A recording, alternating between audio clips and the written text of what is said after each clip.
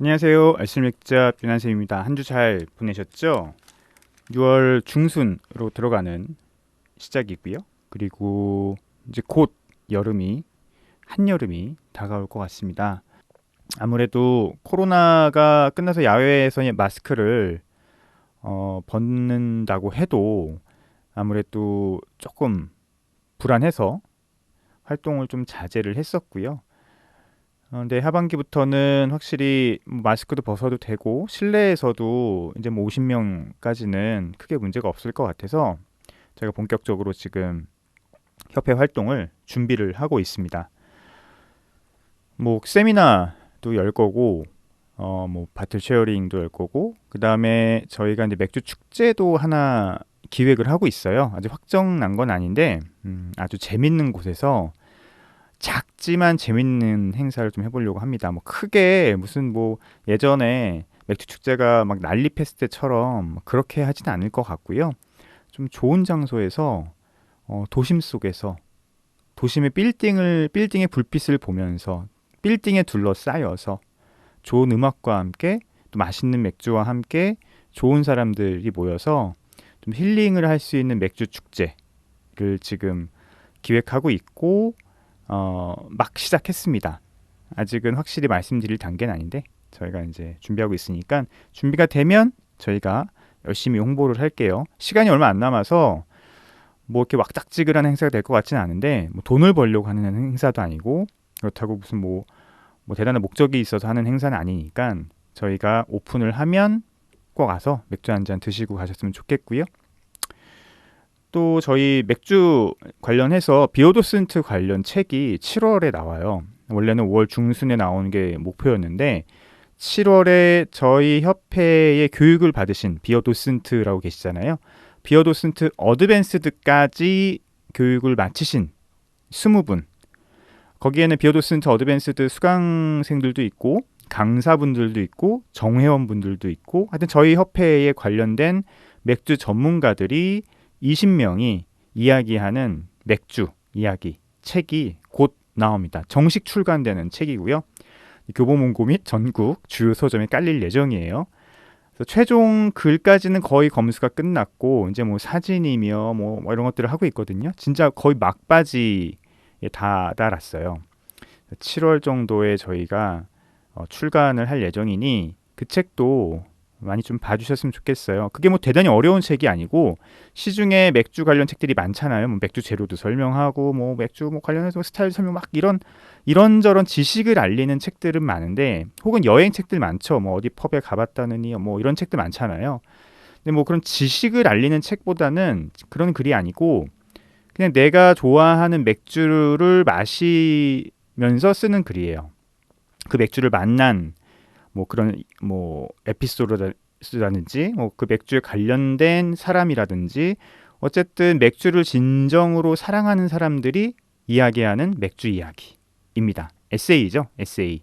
애초에 처음부터 그런 책이 좀 나왔으면 좋겠다라 생각을 했는데 좋은 기회가 돼서 저희가 어, 작년부터 작업을 했고요. 이제 곧 출간을 앞두고 있습니다. 아, 너무 설레요.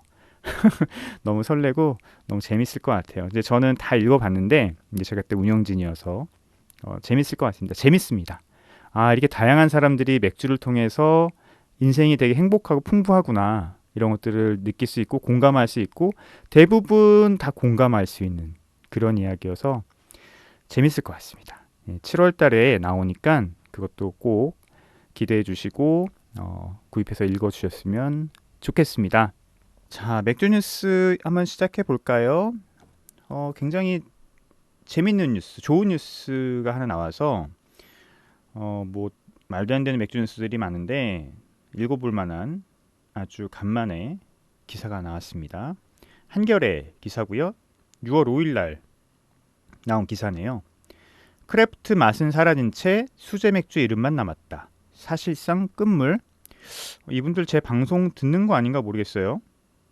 제가 거의 똑같은 얘기를 저번 주와 저저번 주에 계속 했는데 예, 야, 얘분들 제 우리 마포 FM 듣는 거 아닌가 모르겠네. 알쓸맥자. 자, 100가지 넘게 쏟아진 수제 맥주 시장. 2019년 800억, 2021년 1520억으로 성장. 홈술종 늘고 주세법 바뀌면서 인기 얻었으나 곰표 밀맥주 등 메가 히트작 불구 적자 커져. 근본 없는 콜라보. 편의점 저가형 맥주 양산. 이야, 기사 되게 길어요. 이거 특집 기사 같아요. 다 읽어드릴 수는 없고 그래도 기사의 핵심적인 부분들을 읽어드리면서 한번 정리를 해보죠. 고길동 에일, 노동주, 뚱랑이 맥주, 베이프 비어, 맥비티아이, 아만나 맥주, 2080 맥주, 캬 맥주, 따상주, 치얼스, 진라거, 불닭 맥주, 오열 맥주, 유동 골뱅이 맥주, 주시 후레시 맥주, 요기요 맥주. 진짜 조사 많이 했네, 기자님. 이 가운데 한 번이라도 맛본 수제 맥주가 몇 개나 되는지 세어보자. 국내 수제 맥주 시장은 누적 판매량 2,500만 캔을 기록한 메가히트작 곰표 밀맥주를 포함해 최근 2년 동안 2020년, 2021년 새에 100여 종이 새롭게 출시될 정도로 뜨거워졌다. 올해도 자체 브랜드는 물론 증권, 치약, 아이스크림과 등과 협업한 각종 컬래버레이션 맥주가 쏟아지는 등 기세가 여전하다. 정말 수제 맥주 전성 시대가 열린 것일까? 이거 기자가 쓴 글이 맞나? 거의 칼럼니스트가 쓴 글 같은데. 야, 유선희 기자님이라고.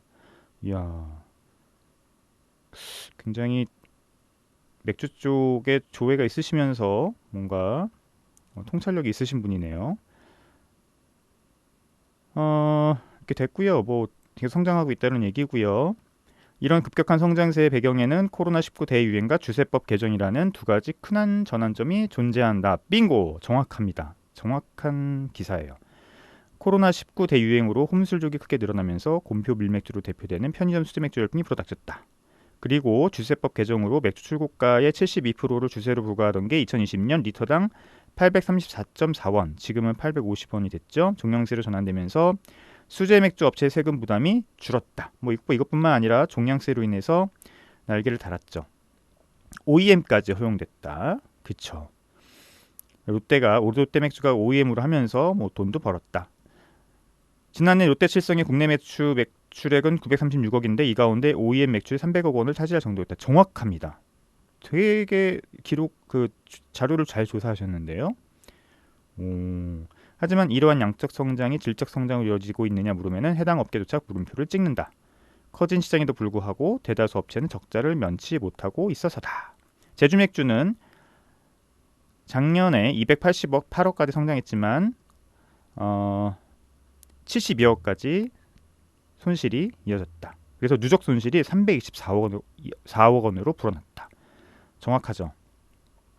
수제맥주의 이름을 붙이기 위한 수제맥주가 양상되는 게 현실이다. 정확하네요. 업계에 따르면 수제맥주 신제품 수는 2019년 16개였지만 2021년 64개고 제주맥주 관계는 본래 수제맥주는 소규모 양조장에서 만드는 크래프트 비어를 그대로 번역한 용어로 대기업에서 생산하는 공장형 맥주에서 찾아볼 수 없는 창의적인 맛과 장인 능력을 그대로 핵심으로 한다. 그러면서 왜 그런가요? 제주맥주는 제주맥주도 대중맥주랑 똑같은 대기업 공장 맥주랑 똑같은 모습을 지금 보이고 있는 거 아닌가? 소규모 양조장만의 특색을 가진 수제맥주가 얼마나 될지 의문. 아니 이런 얘기를 왜 제주맥주가 해요? 이런 얘기들은 편의점에 공급하지 않는 정말 작은 크래프트 비어 양조장들이 해야 되는 거 아니에요? 제주맥주나 카브루나 뭐 세븐브로이 또 뭐예요? 어메이징 다 마찬가지로 이제는 편의점에 납품하는 대중 맥주예요. 혹은 수제 맥주라고 하죠. 예. 크래프트 맥주는 절대 아닙니다. 4캔에 만원짜리 편의점 수제 맥주를 만들려면 단가를 낮춰야 되는데 과연 수제 맥주 특유의 맛을 내는 메가호가 있겠느냐? 아니 자기네들이 그랬잖아요. 아니 제주 맥주가 실제 그러면서 이런 얘기를 하는 건 굉장히 이거 뭐죠? 이율배반적인 얘기인데요.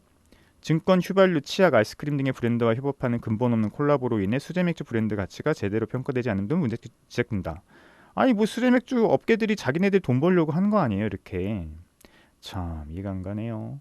하이트진로 관계자는 수제맥주 가운데는 콜라보 제품이 많지만 시간이 지나면 기억에 남는 제품이 없어 브랜드화가 이루어지지 않고 있다. 뭐 당연한 얘기였고요. 제가 2년 전부터 내내 했던 얘기고 뭐 기사도 계속 썼었고 글도 썼었고 메가히트적인 곰표 밀맥주만 해도 소비자는 곰표만 기억할 뿐 세븐브로이 제품이라는 점은 거의 알지 못한다. 뭐 어쩔 수 없죠. 이거는 그 제품이 갖는 가치가 그런 거를 뭐 어떻게 하겠습니까? 최근 제주 맥주가 라거 시장에 진출한 것을 두고 사실상 수제 맥주는 끝물이 아니냐는 평가만 나온 실정이다. 뭐 제가 한 말이잖아요, 이거. 그죠? 제가 이거 기사 얘기하면서 했고요. 수제 맥주, 네일 맥주는 공급에 갇혀 있었던 국내 맥주 시장에서 라거 시장 진출이 곧 대기업 공장형 맥주인 카스나 테라스 도전한 의미로 해석되기 때문이다. 당연히 그렇죠. 근데 저는 이거는 되게 실수라고 본다고 얘기를 이 시간에 알쓸 맥답 시간에 얘기를 해드렸습니다. 프리미엄 맥주라는 수제 맥주 이미지를 유지하기 위해서는 소형 브루어리의 다양성을 지킬 방안이 마련돼야 한다. 이게 아니고 이미 소형 브루어리들은 다양성을 갖는 다양한 맥주들을 만들고 있어요. 이 얘기는 지금 뭐 제주 맥주나 뭐 세븐브로이나 이런 데들을 그러니까 크래프트 맥주 브루어리로 상정하고 하는 얘기인데 그런 맥주들 말고 그런 브루어리들 말고 대부분의 소규모 브루어리들이 만드는 맥주들은 다양성도 갖고 있고요. 철학도 갖고 있습니다. 이미 있어요. 근데 시장에서 지금 이제 대중시장에서 그런 것들이 원래 대중시장 맥주가 아니니까요. 크래프트 맥주는. 크래프트 맥주를 대중들이 언제나 향유할 수 있는 맥주로 보면 안 된다는 거죠. 그러면 안 돼요. 세그멘테이션이 다르고 포지션이 다른 맥주예요. 그죠? 물론 뭐 수제 맥주, 크래프트 비어가 뭐 그런 어떤 명품이란 얘기는 아니지만 어쨌든 시장의 포지셔닝이 다른 제품인데 이런 제품들을 대중들이 언제나 향유할 수 있게 하는 것 같은 거는 좀 이상하죠. 하여튼 자기 배반적이고 이율 배반적인 그런 얘기예요. 그래서 다 좋은데 여기서 조금 잘못된 거는 이미 그런 맥주들은 있다. 그리고 그런 맥주들을 마시고 싶어 하는 소비자들은 고객들은 또 찾아서 마시고 있다라는 거죠. 대기업이 수제 맥주 시장에 뛰어들면서 시장을 커졌지만 독창성은 사라져가고 있다. 그러니까 대기업이 수제 맥주 시장에 뛰어드는 순간 이거는 수제 맥주가 아니라니까요. 그러니까 우리나라에서 이제 수제 맥주라 불러야겠죠. 크래프트 비어가 아니에요. 크래프트 맥주가 아니에요. 그래서 편의점에서 대중 시장을 타겟으로 하는 어떤 그런 지금의 수제 맥주들, 편의점 수제 맥주들은 더 이상 이제 크래프트 맥주라고 할 수 없습니다. 그냥 수제 맥주라고 부르죠. 저희는. 이거는 저희가 부르는 게 아니고 미디어와 대중들이 이미 그런 맥주를 수제 맥주라고 인식하고 구매하고 있어요. 그러면 그거는 수제 맥주인 거예요. 그러니까 이제 용어의 구분이 확실하게 필요한 거예요. 수제 맥주와 크래프트 맥주. 근데 크래프트 맥주가 무엇이냐라고 이렇게 물으신다고 하면 그건 이제 저희처럼 크래프트 맥주를 만드는 사람들 혹은 크래프트 맥주를 이야기하는 사람들이 얘기를 해야겠죠. 그거는 다양한 방법으로 얘기할 수 있고요. 맥주로 이야기할 수 있고요. 그 전에 중요한 게 구분이에요. 대중들이 수제 맥주와 크래프트 맥주를 동일시하면 안 된다는 거죠. 그거는 소규모 브루어리에서 크래프트 맥주를 만드는 사람들한테는 치명적인 위험입니다. 자본주의 경제, 자본주의 사회에서는 구분이 수익을 보장해줘요. 구분이 돼야지만 수익이 일어납니다. 그러니까 4캔 만원 쉽게 편의점에서 살 수 있는 맥주를 수제 맥주라고 부르자 이거죠. 이미 부르고 있어요. 미디어에서. 제가 뭐 부르자는 게 아니고 이미 미디어에서 그렇게 구분하고 있기 때문에 그런 맥주는 수제 맥주예요. 하지만 소규모 브루어리에서 편의점의 마트에 캔으로 공급하지 않는 혹은 못하는 대부분의 독창성을 갖고 있고 다양성과 자기 철학을 갖고 있는 맥주들은 이제는 수제 맥주라고 우리들은 부르지 말자라는 얘기죠. 미디어는 뭐 어차피 아직은 개념이 없으니까. 하지만 우리가 우리 맥주는 더 이상 수제 맥주가 아니고 우리 맥주는 크래프트 맥주예요라고 우리가 계속 꾸준히 얘기하고 구분하려고 해야지만 이게 또 구분이 돼요. 그래서 이제 이건 제 주장입니다. 지금부터는 저는 예를 들어 독립맥주공장이나 뭐 저희 옆에 있는 뭐 바네하임이나 뭐 이런 뭐 아톤 브루어리나 또 많잖아요. 뭐 칠옵스니 우리가 대부분 알고 있는 뭐 고릴라니 버드나무니 뭐 많이 있잖아요. 소규모 브루어리들 맥주들 뭐 서울집시니 이런 맥주들을 우린 더 이상 수제 맥주라고 부르지 않았으면 좋겠다. 이제부터는 우리는 그런 맥주들을 크래프트 맥주라고 부르겠다. 크래프트 맥주가 뭐야? 라고 하면 제가 항상 말씀드리지만 브루어리들마다 소규모 브루어리들마다 자기의 크래프트가 맥주가 뭔지 그러니까 자기가 크래프트를 어떻게 생각하지는 좀 다를 수 있어요. 브루어리마다 철학이 다르거든요. 근데 그런 맥주들이 갖고 있는 공통점들이 있습니다. 요거는 이제 제 의견인데 제가 항상 말씀드린 4가지라고 말씀드리잖아요. 다양성, 진정성, 네, 로컬러티, 그리고 지속 가능성. 요 4개. 요 4개를 공통적으로 갖고 있으면서 품고 있는 거죠. 그리고 그런 가치와 철학을 갖는 맥주를 만들죠. 하지만 그 안에 혹은 그 밖에 또 브루어리들마다 갖는 가치들이 있단 말이에요. 예를 들어서 독립맥주 공장 같은 경우는 로컬러티 같은 거, 지역성을 저희는 문화라고 생각해요. 정동의 문화가 우리 로컬러티다. 근데 만약에 뭐 지방에 있는 다른 곳들은 버드나무 같은 경우는 강릉 지역에 있는 재료를 사용하는 게 우리의 로컬러티야라고 로컬러티를 다르게 해석하거나 다르게 이야기할 수는 있겠지만 어쨌든 로컬러티는 갖고 있는 거죠. 근데 저는 이런 것들을 느슨한 철학적 연대라고 부릅니다. 그래서 크래프트 맥주를 만드는 사람들끼리는 너 크래프트 맥주구나 라고 하는 지점이 있어요. 크래프트 브루어리들이 만드는 맥주와 편의점 수제 맥주를 얘기를 하죠. 이질감이 있어요. 안 맞는 거예요. 우리 철학, 그러니까 우리가 갖고 있는 느슨한 철학적 연대가 이루어지지 않는 맥주들이죠. 크래프트 맥주라고 부르지 않겠다는 얘기예요. 그리고 구분을 하겠다는 얘기입니다. 그래서 이런 기사를 하나 소개시켜드렸고요. 굉장히 정확한 자료에 근거하고 정확한 통찰력을 바탕으로 쓴 기사인 것 같고요. 저도 이제 수제 맥주는 대중 맥주 영역으로 넘어갔다. 가치 개념 자체가, 가치 소구 자체가.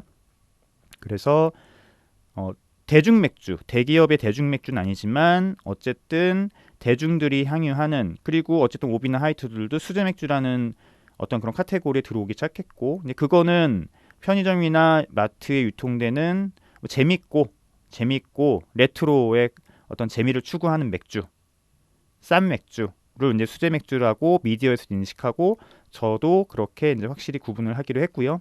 그럼 크래프트 맥주는 무엇이냐? 아까 말씀드렸듯이 크래프트 맥주만 갖고 있는 공통적인 것들을 갖고 있으면서 또 그 브루어리들 혹은 양조사들만의 다양성과 철학들이 같이 있는 그 맥주들은 당연히 구하기도 쉽지 않고요. 비싸겠죠.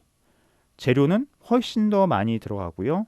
아마 스타일도 굉장히 다양하고 독창적일 겁니다. 대중들이 이 맥주를 흔히 편의점에 사 먹을 수 있다? 아니요. 안 돼요. 이거는 이미 안 돼요. 이건 이미 이마트와 대중마트에서 했는데 안 됐어요. 3, 4년 전만 해도 이마트에 크래프트 맥주가 깔려 있었습니다. 홈플러스에도 크래프트 맥주가 깔려 있었거든요. 안 됐어요. 안 팔려요. 그래서 다 철수했잖아요. 안 되는 거예요. 이게 자기 마음대로 다 될 것 같으면 사업 다 하게요. 안 되는 거예요. 극도로 발전된 자본주의 사회에서는 포지셔닝과 세그멘테이션이 막게 구분되기 때문에 다른 포지셔닝 시장에 다른 제품들을 갖다 놓는다고 해서 이게 팔리냐 안 팔려요. 그래서 이거는 이미 다 역사가 증명하고 있는 얘기입니다. 굉장히 또 많이 너무 얘기를 했네요. 자, 맥주 스타일 아는 척하기 이제 곧 넘어가도록 하죠. 그렇고요. 자, 맥주 스타일 아는 척하기 빨리 지나가도록 하죠. 시간이 또 별로 안 남았네요. 일단은 물 얘기를 마지막으로 이제 잉글리시 페일에일 챕터를 정리하려고 하고요. 여기서 이제 책에서 물이 중요해라는 이름으로 나왔습니다. 자, 아일랜드 더블린 탄산염과 칼슘이 풍부한 이 지역의 대수층, 지하수를 품고 있는 지층, 알칼리도가 높은 경수를 생산한다. 이 지역에서는 검은 메가로 맥주를 양조하면 양조 시 산도가 pH를 균형 잡아주며 기네스 같은 세계적인 수준의 스타우트를 생산하는 데 도움이 된다. 맞죠? 맞고요. 흑맥주를 생산하는데 아주 적합한 물을 갖고 있습니다. 이제 제가 보니까 물 얘기를 좀 이렇게 체계적으로 준비하지 않다 보니까 알칼리도라는 개념을 좀 빼먹었더라고요. 알칼리도라는 개념이 되게 중요하고요. 물에서는요. 이거는 이제 뭐 맥주뿐만 아니라 하수 혹은 이제 수질 관리할 때도 이 알칼리도가 굉장히 중요한데 뭐 얘기를 이게 왜냐면은 이게 상수도 하수도를 놨는데 그래서 하얀 게 자꾸 껴가지고 막히는 거예요. 그게 왜 그러지? 갑자기 조사하다 보니까 이제 여러 가지 뭐 이런 개념들이 나왔다. 뭐 이런 얘기들이 이제 있는데요. 어쨌든 이 알칼리도가 이 탄산염을 이제 CaCO3 탄산칼슘의 당량으로 환산한 것에서 칼슘과 마그네슘을 다시 CaCO3 당량으로 환산한 것을 더한 걸 빼주는 거예요. 그러니까 칼슘과 마그네슘의 합을 그러니까 중탄산염에서 칼슘과 마그네슘의 합을 빼준 거죠. 여기에 따라서 알칼리도가 결정이 되거든요. 알칼리도가 뭐냐면은 이 물에 알칼리가 얼마나 있느냐를 이제 일종의 적정법으로 하는 것을 얘기를 해요. 그것도 그 얘기하려면 또 어려운 개념은 아닌데 이제 짧게 얘기하려고 하면은 좀 이해하기 어렵겠죠. 어쨌든 이 알칼리도가 중요합니다. 그래서 이제 제가 HCO3 중탄산염과 칼슘과 마그네슘을 계속 말씀드렸던 거고요. 자, 근데 아일랜드 더블린 제가 이제 자료를 좀 이제 갖고 있는데 물에 대한 자료를 이 아일랜드 더블린의 이 물의 조성을 보면은 칼슘이 118이고요. 그리고 예, 중탄산염이 319예요. 상대적으로 이 중탄산염이 높아요. 그래서 이런 물은 연수화하기가 힘듭니다. 그래서 여기는 오히려 밝은 맥주가 만들어지지 않고요. 어두운 몰트를 사용한 이제 다크 에일이 잘 만들어질 수밖에 없는 물인 거죠. 그래서 포터를 만들었고 거기 스타우트가 나온 거고요. 그게 스타일이 된 거예요. 제가 그래서 물의 성질이 스타일을 결정했다라고 하는 이유들이 여기 있는 겁니다.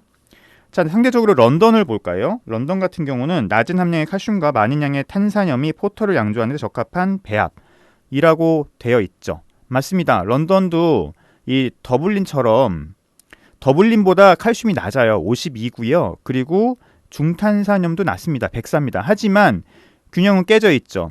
이 중탄산염이 이 칼슘보다 높기 때문에 여기도 역시 어두운 맥주를 만드는 데 적합한 그런 물이에요. 그래서 포터가 잘 나왔던 거죠. 혹은 브라운 에일 같은 것들이 잘 나왔던 겁니다. 버튼온 트렌트 같은 경우는 버튼온 트렌트를 한번 보죠. 버튼온 트렌트는 칼슘이 352고 중탄산염이 320이에요. 칼슘 함량이 엄청 높죠.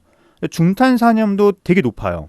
그러다 보니까 여기는 오히려 밝은색 맥주를 만들기에 적합했던 거예요.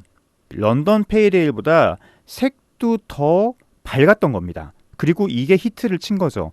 그래서 페일에일은 런던에서 시작됐지만 버튼온 트렌트의 페일에일이 런던 페일에일을 색이나 이런 곳에서 이제 압도를 한 거죠. 그리고 또 하나, 이 버튼온 트렌트의 황산염을 보면 SO4를 보면 820이거든요. 런던은 SO4 황산염이 32예요. 근데 이 황산염이 어떤 역할을 한다 그랬죠? 호흡의 어떤 그 느낌을 아주 섬세하게 뽑아내는 그런 성질을 갖고 있다고 얘기했죠. 그러니까 이 버튼온 트렌트의 페일에일이 색깔도 조금 더 밝으면서 그리고 잉글리시 노블홉의 어떤 그 얼씨하고 약간 향신료 같고 혹은 플로럴한 그런 향들을 잘 끌어냈던 거예요. 그리고 쓴맛도 조금 더 뭐랄까요, 우아하고 기품 있게 나게 만들었고, 그러다 보니까 버튼온 페일에일이 런던에 진입한 순간 런던 페일에일이 다 사망한 거죠.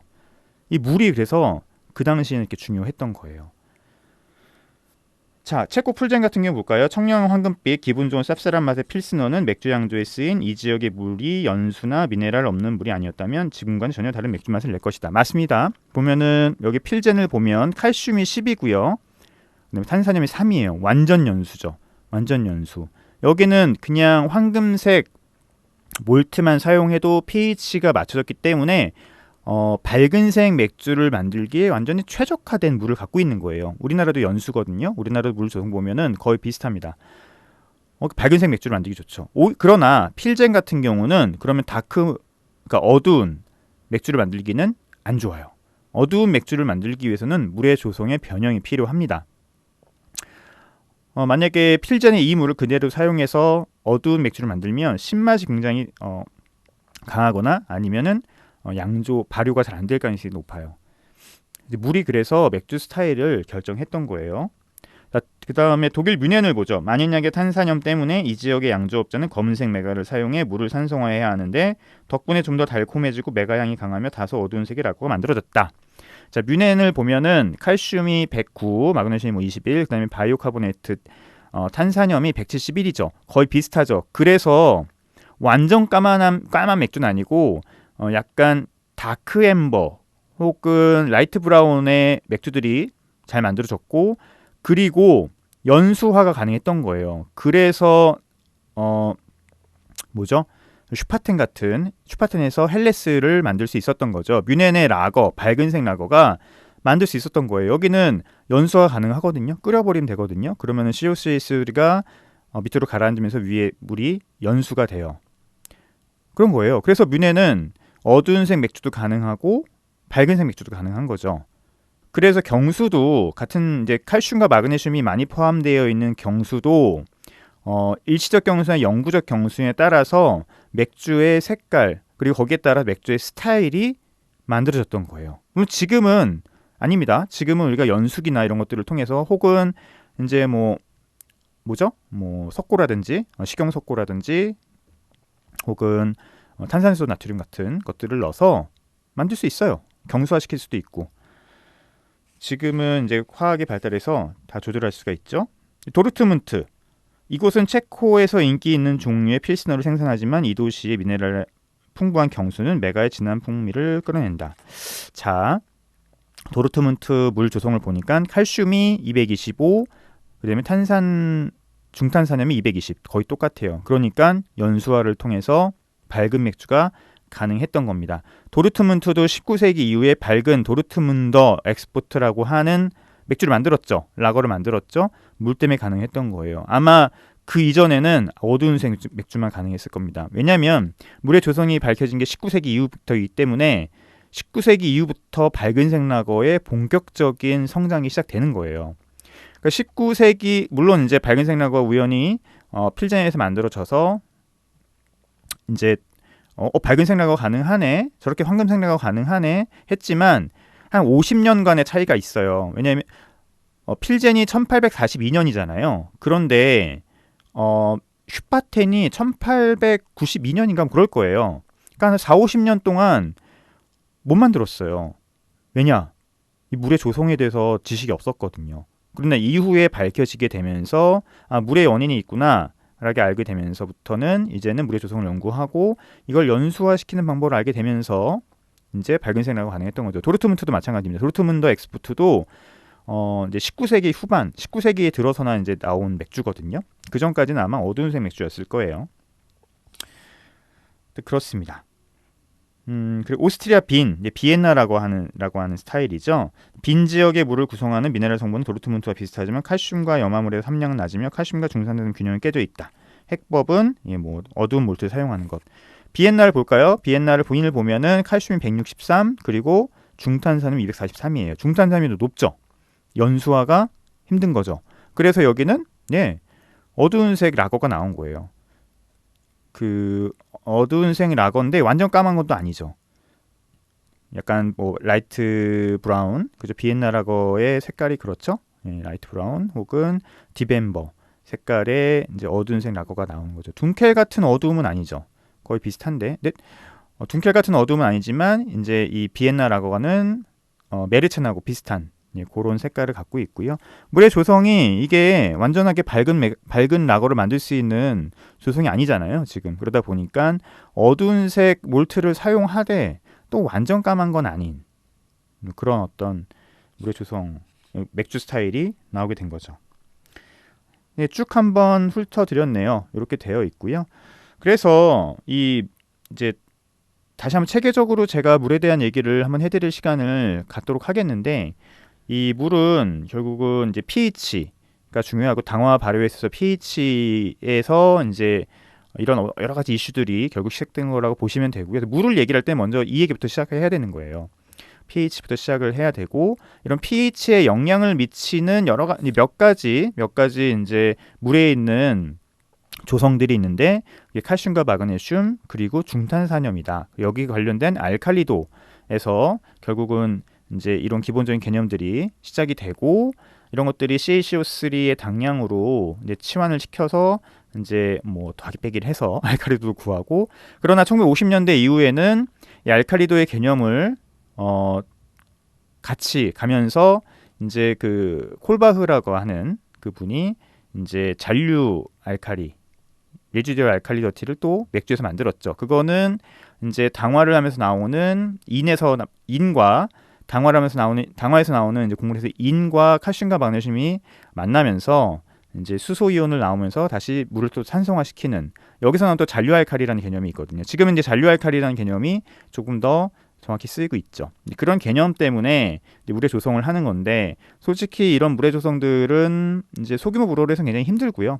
경험적으로 이제 맞추는 수밖에 없고, 이제 오비나 하이트 같이 정말 대용량, 대규모의 대중맥주를 만드는 곳에서는 반드시 물의 조성도 고민을 해야 되고, 이런 물의 조성에 따라서 이 물에 있는 이제 어떤 그 미네랄의 함유에 따라서 물의 조성을 어떻게 바꿀 것인지에 대한 연구가 이루어진 다음에 맥주를 만들어야 됩니다. 그렇지 않으면 대중맥주 같은 경우는 큰일 납니다. 그렇습니다. 자, 물 얘기를 하니까 오늘 끝났네요. 다음 시간에 이제 벨지안 페일 에일 그리고 벨지안 골든 스트롱 에일 얘기를 해드리면 될 것 같아요. 자, 노래 듣고 와서 5분밖에 안 되는데 오늘 소개시켜드릴 맥주는 5분이면 될 것 같아요. 아니다. 그냥 얘기를 하고 그 다음에 마지막에 노래를 틀어드리는 걸로 하죠. 자, 오늘 소개시켜드릴 맥주는 역시 파운더스 브루잉의 맥주고요. 브렉퍼스트 스타우트라고 하는 맥주입니다. 예, 유튜브를 보시는 분들한테는 제가 병을 보여드렸는데요. 이 브렉퍼스트 스타우트 같은 경우는 예전에 이제 미켈러에서 히트를 시켰죠. 한 10년 전쯤에 미켈러가 한참 한국에서 힙하게 유행을 할 때 이 브렉퍼스트 스타우트를 유행을 시켰고, 한때 꽤 뭐 힙하게 유행이 되다가 지금은 또 보기 힘든 그런 맥주인데요. 이게 하나의 뭐 스타일이라기보다는 브렉퍼스트 스타우트라고 하면 이게 이제 예전에는 영국에서 맥주를 아침부터 먹었거든요.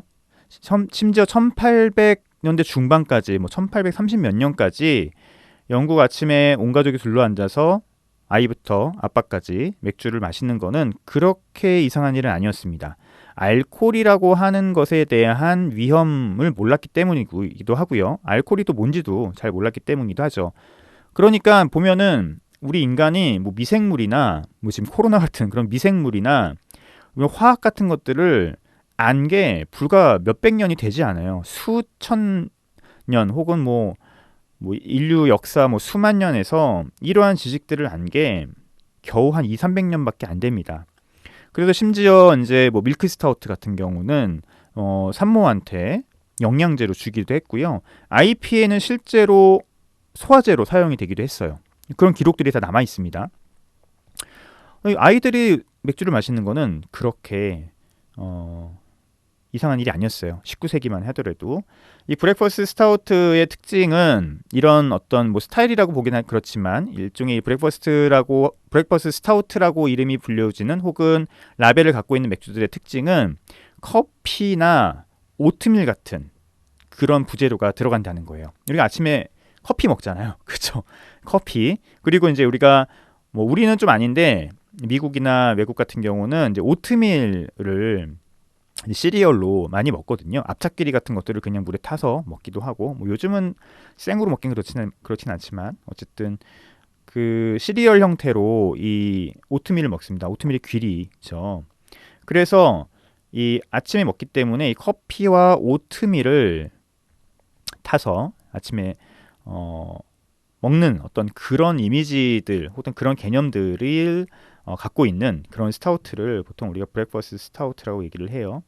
그래서 여기도 보면은 더블 초콜릿 커피 오트밀 스타우트라고 되어 있죠. 그래서 아마 카카오가 들어갔을 거고요. 그리고 커피도 들어갔고요. 오트밀도 들어갔습니다. 이 맥주는 그냥 마시는 순간 바로 느껴져요. 아, 이건 커피랑 카카오다. 예전에 영스 더블 초콜릿인가? 그런 스타우트가 있었어요. 마트에. 대표적인 초콜릿 스타우트로 팔렸던 그 맥주가 대단한 맥주였는데, 그죠? 지금 생각해보면 마트에서 흔하게 구할 수 있었는데 그때는, 지금 구하기 힘들지만 이 초콜릿 스타우트라고 있었는데 근데 진짜 초콜릿을 넣은 거죠. 네, 스타우트에.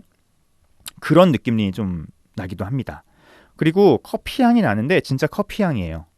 커피 향. 뭐 그런 그 인스턴트 커피 향이 아니고 실제 커피 빈을 넣었을 때 우리가 느낄 수 있는 커피 향입니다. 인공적인 커피 향이 아니고 커피를 분쇄를 하거나 혹은 홀빈을 넣었을 때 나는 커피 향이고요. 그리고 카카오 향, 초콜릿 향이 납니다. 마시기 좋느냐? 마시기 좋아요. 마시기 좋고 특히 오트밀이 들어갔다는 것은 어디서 느낄 수 있냐면 이 바디감에서 느낄 수 있죠. 오트밀 스타우트들이 보통 바디감이 굉장히 부드럽고 그리고 약간 단맛도 나곤 하는데 이 맥주도 역시 약간 미디움 풀바디예요. 굉장한 풀바디는 아니지만 미디움에서 풀바디 중간에 미디움 풀바디의 바디감을 좀 갖고 있고요. 그 다음에 굉장히 리치하고 스무스합니다. 당연히 오트밀을 넣기 때문에 가지고 오는 특징들이죠. 우리가 바디감을 굉장히 리치하고 그다음에 스무스하고 크리미하게 만들고 싶으면 보통 이런 오트밀 귀리들을 많이 넣거든요. 보통 전체 매시빌에 한 15에서 20%까지 넣고요. 밀까지 같이 넣으면은 30에서 35%까지 이렇게 넣곤 합니다. 오트밀 비싸죠? 비쌉니다. 앞차끼리.